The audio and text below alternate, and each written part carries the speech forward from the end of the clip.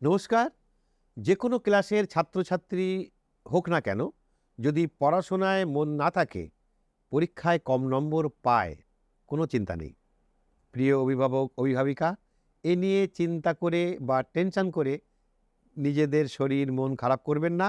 এমনকি কম নম্বর পাওয়াটা খারাপ কিছু নয়। এই কথাটা শুনে হয়তো অবাক হয়ে গেছেন যে কি বলছি? একজন শিক্ষক হয়ে এই কথা বললাম? হ্যাঁ, বললাম।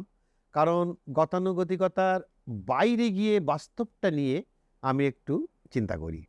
তবে যাই বলি না কেন, যুক্তি সহকারেই বলবো। সঙ্গে থাকুন। আমি শিক্ষক জয়ন্ত সেন। আপনাদেরকে educational and motivational tips channel সহজে শেখোতে স্বাগত জানাই। ভিডিওটি ভালো লাগলে অবশ্যই লাইক, কমেন্ট, সাবস্ক্রাইব করবেন, কারণ ওটাই আমার মোটিভেশন। আমাদের ছেলেমেয়েরা পড়াশোনা করে কেন? শুধু কি ডিগ্রি পাওয়ার জন্য? জ্ঞান অর্জনের জন্য? সৎ চরিত্র গঠন বা আদর্শ মানুষ হওয়ার জন্য? একটা ভালো চাকরি পাওয়ার জন্য, যেখান থেকে সৎ পথে টাকা ইনকাম করা যায়? হ্যাঁ, এর সবই কম বেশি প্রয়োজন। তবে আমার মতে স্বাধীনভাবে নিজের পায়ে দাঁড়ানোটা সবার আগে দরকার। অর্থাৎ সোজা ভাষায় সৎ পথে টাকা ইনকাম করা। মূল পয়েন্টে আসার আগে এই ৪টি প্রয়োজন সম্বন্ধে সংক্ষেপে একটু আলোচনা করে নিই। না হলে কি বলতে চাইছি সেটা পরিষ্কার হবে না। ডিগ্রি বা একাডেমিক বা টেকনিক্যাল কোয়ালিফিকেশনের প্রয়োজন অবশ্যই আছে। কারণ সেটা না থাকলে একটা ছাত্রছাত্রী কিভাবে প্রমাণ করবে তার লেখাপড়া কতদূর বা সে কতটা যোগ্য? কিন্তু কতটা কোয়ালিফিকেশন বা কত বড় ডিগ্রি দরকার, সেটা কিন্তু অনেক আগে থেকেই ঠিক করে নিতে হবে। না হলে একটা উদাহরণ হিসেবে বলতে পারি, দেখা যাবে মাস্টার ডিগ্রি করেও ছেলেমেয়েরা বেকার ঘুরে বেড়াচ্ছে। তাহলে উচ্চ মাধ্যমিক বা গ্র্যাজুয়েশনের পর জীবনের এই অমূল্য সময়ে যখন নিজের কেরিয়ার গঠন করতে উদ্যোগী হতে হয়, তখন অকারণে ২-৪ বছর সময়, পরিশ্রম, অর্থ ব্যয় করে এমএ বা এমএসসি পাস করে লাভ কি? দেখুন তো, কত শিক্ষিত যুবক যুবতী ঘুরে বেড়াচ্ছে, কোনো কাজ নেই। সবচেয়ে বেশি সমস্যায় পড়েছে মধ্যবিত্ত, নিম্নবিত্ত, শিক্ষিত, সৎ পরিবারের ছেলেমেয়েরা। একাডেমিক কোয়ালিফিকেশনের ব্যাপারে কোথায় গিয়ে থামতে হবে সেটা নির্ধারণ করা যদিও এত সহজ ব্যাপার নয়, তবুও জিনিসটা মাথায় রাখতে হবে, ভাবতে হবে। এবার আসি জ্ঞানের কথায়। বেশি জ্ঞান অর্জন করে লাভ কি? আজকের অর্জিত জ্ঞান যদি আগামীকাল মনে না থাকে বা সেই জ্ঞান যদি কোনো কাজেই লাগানো না যায়, তাহলে লাভ কি? ছাত্রছাত্রীরা এক ক্লাসে যেটা শিখছে, ফাইনাল পরীক্ষার পর পরের ক্লাসে উঠে তার অনেকটাই ভুলে যায়। ভবিষ্যৎ জীবনে শুধু সেই জ্ঞানটুকুই গভীরভাবে থাকে, যেটা তার কর্মজীবনের সাথে সম্পর্কিত বা অন্য কোনো কারণে তাকে সেটা অভ্যাসের মধ্যে রাখতে হয়। শেখা জিনিস ভুলে যাওয়ার আরও একটা কারণ হচ্ছে যে আমরা জানি যখন যে ইনফরমেশনটা প্রয়োজন সেটাকে সার্চ করে নেট থেকে সংগ্রহ করে নিতে পারবো নিমেষের মধ্যে। তাই বলে কি আর মানুষ শিখবে না? নিশ্চয়ই শিখবে। কারণ জ্ঞান এবং তথ্যের মধ্যে পার্থক্য তো অবশ্যই আছে। আসছি সে প্রসঙ্গে, মানে জ্ঞানের প্রসঙ্গে। সৎ চরিত্র গঠনের বিষয়ে বলি, আমাদের স্কুল কলেজের সিলেবাসে নীতিশিক্ষার জন্য কতটুকু জায়গা বরাদ্দ আছে? না, খুব বেশি নেই। আমার তো মনে হয় নীতিশিক্ষাটা ছেলেমেয়েরা পায় বেশিরভাগই তাদের নিজের পরিবার থেকে।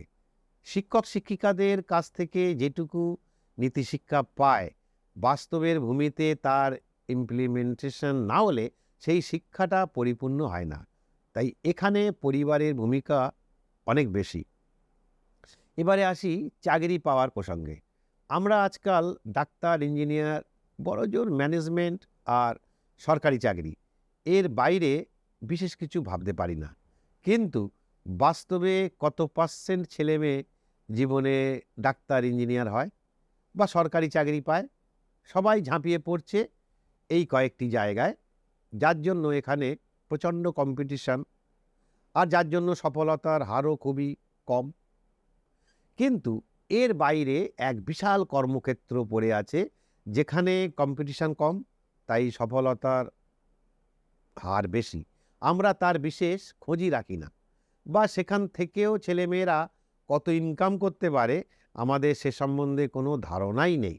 সেখানেও কিন্তু জব স্যাটিসফ্যাকশন এবং জব সিকিউরিটি আছে, আমরা তার খোঁজ রাখি না। এই সব uncommon professional job, alternative career, আমি আলাদাভাবে যদিও কোনো কিছুর উল্লেখ করছি না, আপনারা নেটে সার্চ করলেই শয়ে শয়ে এমন কাজের খোঁজ পাবেন। এসব ক্ষেত্রেও কিন্তু যথেষ্ট ট্রেনিং নেবার ও পড়াশোনা করার প্রয়োজন আছে।